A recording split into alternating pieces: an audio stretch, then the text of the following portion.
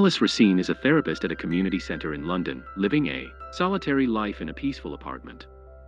However, her past as a former interrogation officer for the Central Intelligence Agency looms over her. She left the agency after a failed attempt to extract information from a bomber, which led to a devastating explosion in Paris that claimed many lives. Deep down, Alice yearns for redemption and often meets with MI5 intelligence chief Emily Knowles to explore potential job opportunities. Her former mentor, Eric Lash, urges her not to let her guilt consume her, reminding her that she still has the potential to make a difference in the future. Meanwhile, both the CIA and MI5 uncover a plot by Islamic extremist Yazid Khalil to launch a biological attack on an American target in Britain, with the help of Islamic convert David Mercer. Khalil's courier, Latif, is apprehended by Frank Sutter, an officer from the London station, who claims to be acting on orders from CIA Chief Bob Hunter. Sutter persuades Racine to assist in interrogating Latif. As she gradually breaks him down, Racine discovers the message Latif was meant to deliver to Mercer's contact. However, after receiving a perplexing message from her handler, Ed Romley, Racine realizes that Sutter is manipulating her. Just before she can share her findings with Sutter, she notices one of his men preparing to kill her and Latif. In a desperate bid for survival, Racine reveals the information to Latif and orchestrates an escape. Despite her efforts, Latif is tragically killed in the ensuing chaos, and Racine manages to flee to Lash's home for safety. Operatives storm the apartment, killing Lash right before her eyes, prompting her to flee to a hotel whose address Lash had provided prior to her death. As she enters her room, she encounters a man ransacking it and quickly ties him up. This man turns out to be Jack Alcott. She reaches out to Hunter and Romley, who seem to believe her story but ultimately send operatives to pursue her.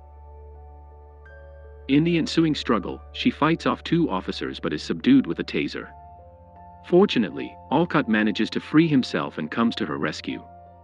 After taking her to his apartment, he reveals that he overheard her call and wants to assist her, feeling he has nothing left to live for after his service as a British Marine in the Iraq War. Although Racine is initially skeptical, she agrees to meet with her friend and former patient, Amjad, from the community center.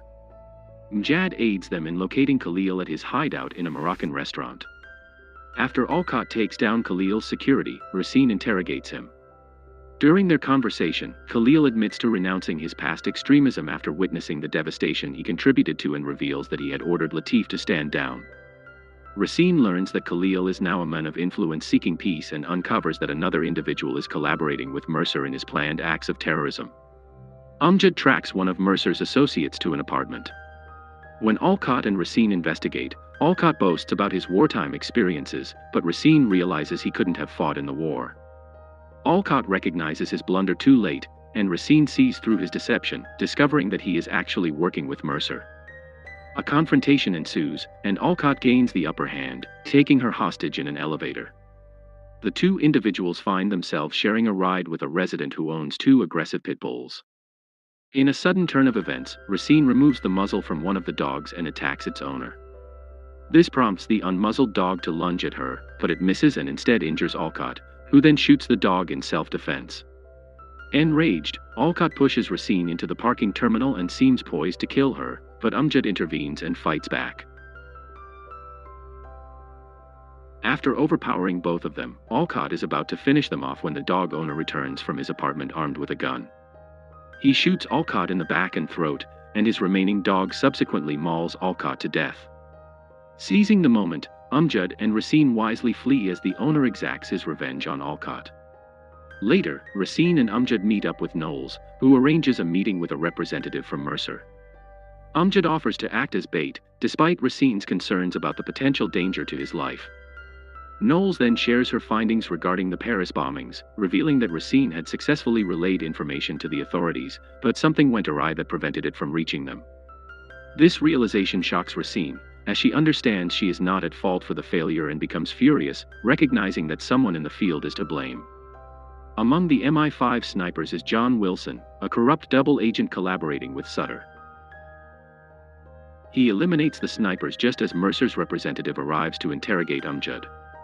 After the representative extracts the necessary information, Wilson kills the entire MI5 team in the vicinity, including Amjad, who is mortally wounded by the representative. Wilson then turns his attention to Racine, but Knowles intervenes, having survived his gunfire thanks to a bulletproof vest. The representative escapes to Mercer, where he discusses the stand-down order that they plan to disregard. The two share a knowing smile at their prospects for success as they drive off into the night. In the meantime, an Islamic terrorist disguised as a worker places biological weapon canisters within the ventilation system of a football stadium. However, he hesitates, realizing that triggering the device would result in the deaths of countless innocent children. Just then, Wilson confronts him, slitting his throat and seizing the trigger. Meanwhile, Sutter and Lash, who had been pretending to be dead, meet in a restaurant to discuss their plans. Racine interrupts, killing Sutter by crushing his windpipe before turning her attention to Lash, who had been deceiving her all along. Lash refuses to reveal the target and fights back, escaping into the night. Racine pursues him to an abandoned warehouse near Wembley Stadium, where the football match is set to take place. She attacks Lash, but Wilson intervenes, throwing a grenade in her direction. Racine shoots Wilson dead but is thrown off a balcony by the explosion. Clinging to the edge for dear life, she watches as Lash activates the trigger, claiming that the biological attack will bring the pandemic to U.S. soil, forcing the government to take the threat seriously, all in the name of protecting my country. In a fierce struggle, Racine manages to pull him over the railing, causing him to lose his footing and fall to his demise. With only 3 seconds left, she grabs the trigger and deactivates it just in time. Hunter congratulates her on her success and informs her of Mercer's escape route to Syria. As Mercer prepares to meet his contact in Prague, Racine brushes past him in the crowd, seeking vengeance for Amjad's death. She swiftly slashes his groin with a switchblade, and he bleeds out as horrified onlookers watch. Nonchalantly, Racine walks away and meets Hunter in his limousine, where he offers to buy her coffee and hands her a stack of passports, welcoming her back to active duty with a warm, "It's good to have you back."